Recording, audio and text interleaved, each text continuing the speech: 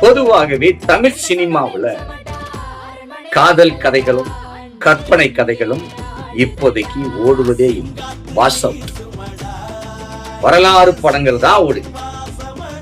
அதுலயும் எல்லா வரலாறு படங்களும் ஓடிவிடாது. வரலாற்றுல வீரம் வேணும். அந்த வீரம் உள்ள கதைகள் தான் இன்னைக்கு தமிழ்நாட்டுல ஓடும்.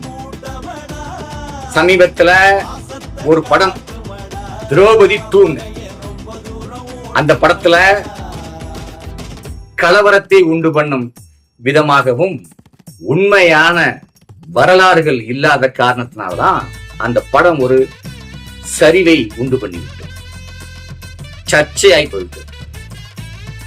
ஆனா இந்த கதை அப்படி இல்லை, உயிரோட்டம் உள்ள கதை. வீரமங்கை வேலுநாச்சியார் கதைன்னா சாதாரண கதை. இந்திய வரலாற்றுல எழுதப்பட்ட ஒரு கதை தான்.